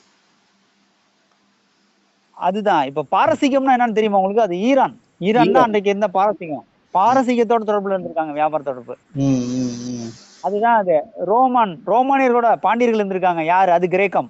ம் ம். இன்னைக்கு இருக்கிற இந்த கிரேக்கத்தை தான் ரோமான் நாடு, அந்த ரோமன்லாம் இருந்திருக்கு. ஆமா ரோமானியர்கள் வாழ்ந்திருக்காங்க. ஆமா. அது ரோமானிய. எல்லாம் தொடர்புல இருக்காங்க. ரோமானியர்களோட பாண்டியர்களுக்கு நெருங்கிய தொடர்பு உண்டு. ஆமா ஆமா ஆமா. நெருங்கிய வியாபாரம் பண்ணியிருக்கான். அதனால இந்த உலகம் முழுக்க தமிழை எல்லாமே பண்ணியிருக்கான். ஐயா, எங்க அவன் இருக்கு? என்ன ஒண்ணு வேற வேற சோழர்கள் பேர்ல பண்ணியிருப்பான், பாண்டியர்ன்ற பேர்ல பண்ணியிருப்பான், பல்லவர்ன்ற கம்போடியாவுல பேர்ல பண்ணியிருப்பான், இப்படிதான் பண்ணியிருப்பான். கம்போடியாவுல யாருமே போகாத மலை மேல ஃபுல்லா சிவலிங்கம் தான் இருக்கு. ஆயிரக்கணக்கான அந்த கோடிக்கணக்கான சிவலிங்கத்தை செதுக்கி அந்த வச்சிருக்காங்க. கோயில கட்டினதே அவன் தானே. அங்க ஆமா ஒண்ணு கோயில் யாரு கட்டினது? அங்க அது வேற யாரும் இல்லையா, தமிழர்கள் வம்சத்துல வந்தவன் தான் அங்க கட்டியிருக்கான். சோழர்கள் கட்டினது சூரியவர்மன். இல்ல. இங்க இருந்து போனோம் ராஜேந்திர சோழ காலத்துல புடிச்ச இடம் அது. இல்ல, அதெல்லாம் இங்க வந்து போனது பாருங்க, அவனுக்கு சோழர்கள் கட்டினது. நந்திவர்மன், நரேந்திரவர்மன்லாம் இங்க பேர் வரும் பாருங்க. அந்த வர்மன்கிற பேர் அங்க எப்படி போச்சு அப்படின்னா, இங்கத்த இருந்து பொண்ணு கொடுத்து அங்க வந்து வாரிசு தான் அது. ஆமா ஆமா ஆமா ஆமா ஆமா. அதனாலதான் அவன் பேர் அங்க வர்மன் மாத்திக்கிட்டாங்க, சூரியவர்மன். ஆமா ஆமா ஆமா. இங்க சோழர்களுக்கு வர்மன் அந்த பேர் வந்து பின்னாடி வரும் பாருங்க. பல்லவர்களுக்கு தான் வந்து வரும் வர்மன்ங்கிறதெல்லாம். ஓ, ஓ, ஓ. சோழர்களையும் வந்து பல்லவர்களுக்கு தான் வர்மன், அவங்களுக்கு தான் வருவோம். இரண்டாம் பல்லவர்மன், நரசிங்கவர்மன், ஆமா ஆமா. அப்படி வரும். ஆமா, அது மாதிரி அந்த அவங்களுக்கு பெண் வரும். கொடுத்து பெண் இதுல. சோழர்களுக்கு வளவன் வரும். வளவன் அப்படிங்கிறது எல்லாம் வரும். ஆமா ஆமா, கிள்ளி வளவன். வளவன் வரும். ஆமா. ம். அவன் பாண்டியர்களுக்கு பாண்டியர்னே வரும். அவங்களுக்கு ஃபுல்லாவே பாண்டியன் பாண்டியன் பண்ணிருப்பானுங்க. ஆமா ஆமா ஆமா ஆமா ஆமா. சேரர்களும் நெடுஞ்சேரலாதன் அந்த மாதிரி வரும். நெடுஞ்சேரலாதன்ங்கிறது சேரனுக்கு வரும். சேரன் தான். ஆமா. சேரனுக்கு வரும். அந்த சேரலாதன் அவங்களாம் சேரலாதன்ங்கிற பட்டத்தை விரும்புவாங்க. ம். அது மாதிரி. சரிங்கய்யா, சிறப்பு. இன்னைக்கு ஒரு நல்ல அருமையான கருத்துக்களை சொன்னீர்கள். சிவசங்கர் ஐயா பேசவே இல்லை, அமைதி காத்துட்டாரு. ஆமா ஐயா, இன்னைக்கு கொஞ்சம் அமைதியா நிறைய அரசியல் கருத்துக்கள் பேசினார் ஐயா. இப்ப நம்ம தமிழ்நாட்டுக்கு வருவோம். இப்ப தமிழ்நாட்டுல இப்ப விஜய் வந்து இங்க அதிமுகவுக்கு வந்துட்டாருன்னு வைங்களேன். வந்துட்டா அதிமுக வந்து கன்ஃபார்ம் என்ன, அதுல எந்த மாட்டு கருத்து இல்ல. அதிமுக கூட்டணி வின் ஆயிடும், ஜெயிச்சிரும், நல்லா வெற்றி பெற்றுவாங்க. அவங்களுக்கு பெரும்பான்மை கிடைச்சிரும், ஆட்சி அமைக்கிற அளவுக்கு பெரும்பான்மை கிடைக்கும். ஆனா கூட்டணியில தான் கிடைக்கும், தனிப்பெரும்பான்மை அதிமுக கிடைக்காது. ஆனா கூட்டணி பலத்துல அவங்களுக்கு பெரும்பான்மை கிடைக்கும். கூட்டணி ஆட்சி அமையறதுக்கான பெரும்பான்மை கிடைச்சிரும். ஆனா அது விஜய் வந்தா மட்டும் சாத்தியம். தாவேகா அதிமுகவோட கூட்டணி அப்படின்ற அந்த ஒரு நிலைமை வந்தா அது சாத்தியமாகும். இப்ப தனியா நின்னுட்டாருன்னு வைங்களேன். இப்ப பவன் கல்யாண் சந்திச்சு பேசியிருக்கிறாரு தாவேகா தலைவர் விஜய. அதுல என்ன விடயம்னா அவர் சொல்லியிருப்பாரு, நானும் புத்த கட்சி ஆரம்பிச்சேன், பெருசா ஒன்னும் சோபிக்க முடியல. நான் சந்திரபாபு நாயுடு கூட நான் தெலுங்கு தேசம் கட்சியோட நான் கூட்டணி வச்சேன். கூட்டணி வச்சோன்னே எனக்கும் எனக்கு நல்ல ஒரு வரவேற்பு இருந்தது. நான் பாராளுமன்ற தொகுதியும் ஜெயிச்சேன், சட்டமன்ற தொகுதியும் ஜெயிச்சேன், எனக்கு துணை முதல்வர் ஆகிட்டேன். என்னுடைய ஆட்களையும் இணையமைச்சர் ஆக்கி வச்சிருக்காங்க. என்னோட கட்சியில இருந்து ஒருத்தர் இணையமைச்சர் ஆயிருக்கிறாரு. அதனால நீ உடனே வந்தோன்னா தனிச்சு நீ நின்னா வாக்குகளை தான் நீ பிரிப்ப. ஓரளவுக்கு நீ வாக்குகள் வாங்கிய தவிர தனிப்பட்ட முறையில நீ ஜெயிக்கலாமே தவிர உன்னுடைய சார்ந்தவர்கள் ஜெயிப்பாங்களாங்கிறது சந்தேகத்துக்குரியது. இன்னொன்னு, நீ தனியா நின்னா பிஜேபி அதிமுக வராது, தோத்து போயிடும். திரும்பவும் திமுக வந்தா உன்னோட அரசியல் வாழ்வை இருண்ட காலமா ஆக்கிடுவாங்க. அதுக்கப்புறம் உன்னால எந்திரிக்க முடியாது அப்படின்னு கண்டிப்பா பேசியிருப்பார்.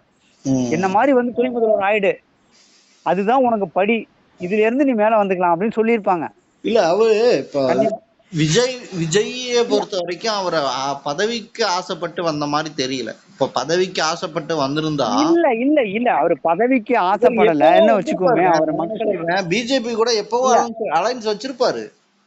இல்ல நான் சொல்றது கேளுங்க, அவர் எடுக்கிறது சரியான வேணும்னு வச்சிருக்கீங்களேன், உடனடியா இந்நேரம் சேர்ந்திருப்பாரு.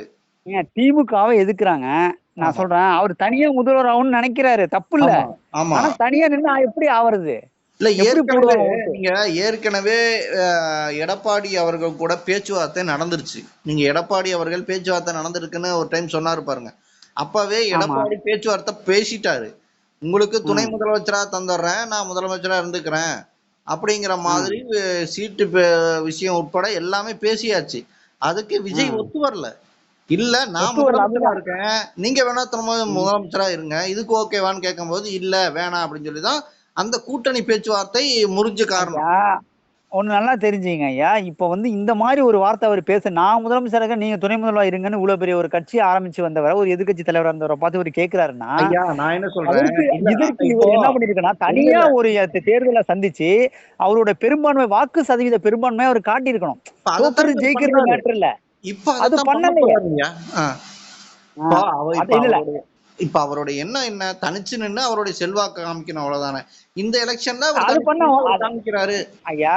அது அவரை இப்ப இருக்கிற காலகட்டம் அந்த ஸ்ட்ராட்டஜி அதுதான். ஆனா இப்ப இருக்கிற காலகட்டம் என்னன்னா, இவரு தனியா நின்னாருன்னா திமுக கூட்டணி மிகப்பெரிய வெற்றி அடையும். அதிமுக வாக்குகள் பிரியும், முழுவதுமாக அதிமுக வாக்குகள் பிரிய வாய்ப்பு இருக்கு. இல்ல அது பலரும் ரசிகர்களுடைய வாக்குகளை அவர் பெறுவாரு. அது இருக்கட்டும் ஒரு புறம். இன்னும் ஒரு மாசம் இருக்கு, ரிசல்ட் தெரியத்தானே போகுது. ஏமா ரிசல்ட் தெரியதான் போகுது. ஆனா கூட்டணிக்கு இப்ப பேச்சுவார்த்தை நடந்துட்டு இருக்கு.